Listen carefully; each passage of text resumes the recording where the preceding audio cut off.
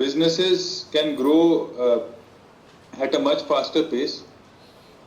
The gross merchandise value of domestic e-commerce is around $120 billion, and which is growing. India's domestic e-commerce is growing at roughly 20%, which means that for any young business, micro and small enterprise, it is important that sufficient attention is given to their presence on e-commerce platforms and leveraging the democratic advantages of e-commerce platforms. Currently, as per estimates, roughly 70% of India's SMEs are using e-commerce in some manner. And while our domestic e-commerce has been growing, our focus as the Directorate General of Foreign Trade is also to scale up this growth into cross-border e-commerce, particularly for e-commerce exports from India. Now, if we look at the key segments in which cross-border e-commerce happens, it starts from clothing and footwear to consumer electronics, then personal care and beauty, sports, leisure and hobbies, home and garden, gems and jewelry, watches, toys, books and media. Now, in all of these categories, India has strong, has a lot of strengths, except for maybe consumer electronics. So, it plays to our strengths. Cross-border e-commerce definitely plays to our strengths, and accordingly, it's important that there is larger awareness on this, and any kind of hand-holding and support that is required for entrepreneurs to scale up and reach out internationally is a point of focus of the Department of Commerce, Government of India.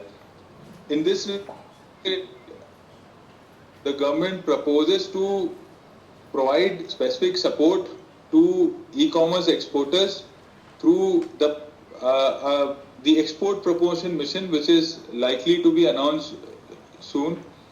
The officers joining us directly from Hyderabad can probably give some more information on this during their specific sessions. Already a captive market for India-centric products, and therefore this plays to the natural advantage of the entrepreneurs from this region. So, as a suggestion and a point that we should always, you already have a market established. In my limited travels, I have always met Indian diaspora from Andhra and Telangana in all geographies, and as a suggestion to the association, I think there should be focused intervention to reach out to these markets. Additionally, this is also very timely because the peak demand for e-commerce happens around the festive season, which is Dussehra, Diwali, and then following up with Christmas, etc. So it's important to